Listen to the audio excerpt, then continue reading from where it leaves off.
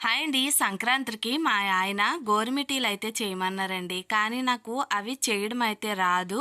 నేనైతే ఇలా ట్రై చేశాను. నాకు చాలా బాగా వచ్చాయండి. ఏమీ లేదండి, ముందుగా మైదా పిండిని గానీ, గోధుమ పిండిని గానీ తీసుకొని, ఒక కప్పు కొద్దిగా చిన్న కప్పుతోటి బొంబాయి రవ్వను కూడా వేసుకొని, తగినంత సాల్టు, అలాగే చిటికెడంత వంట సోడాని, కొద్దిగా నెయ్యిని కూడా వేడి చేసి వేసుకొని ఇలా ముద్దలాగా కలుపుకున్నానండి. తర్వాత వాటర్ వేసుకొని చపాతీ పిండి మనం ఎలా అయితే కలుపుకుంటామో అదే విధంగా కలిపేసుకోవాలి.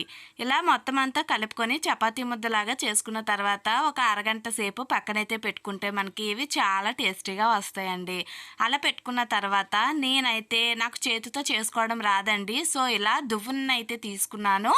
ఇది కొద్దిగా పెద్ద పళ్ళు ఉన్నదైతే ఇంకా చాలా పర్ఫెక్ట్గా వస్తాయండి. సో నేనైతే ఇదే నాకు ఉన్నది. సో నేను దీంతోటే చేసుకుంటున్నాను.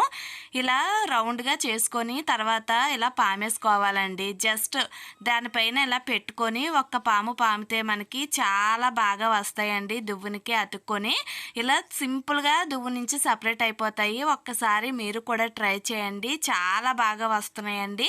అలా చేసుకున్న తర్వాత ఒక నొక్కు ఇలా నొక్కుకొని మధ్యలోకి కూడా ఇలా అంచుకుంటే మనకి ఇది గవ్వ షేప్లో వచ్చేస్తుంది. చాలా సింపుల్గా నేనైతే ఇవి ప్రిపేర్ చేసేసుకున్నానండి. టేస్ట్ కూడా చాలా బాగా వచ్చింది. మా ఆయన కూడా చాలా మెచ్చుకున్నారండి. ఒకసారి ట్రై చేయండి.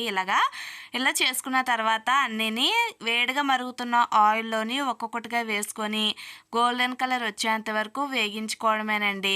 అలా వేగిన తర్వాత కాసేపు వీటిని పక్కన పెట్టేసుకున్నాను. తర్వాత అదే కప్పుతోటి ఒక అరకప్పు పంచదారని కానీ బెల్లాన్ని కానీ వేసుకొని కొద్దిగా వాటర్ వేసుకొని ఇలా తీగపాకం వచ్చేంత వరకు పాకాన్ని అయితే ప్రిపేర్ చేసుకున్నానండి. తర్వాత వీటిని ఒక్కొక్క దాన్ని వేసుకొని ఇలా బాగా కలిపేసుకొని పాకం అన్నది వీటికి బాగా పట్టేలాగా ఇలా కాసేపు పాకంలోనే ఉంచుకున్నానండి.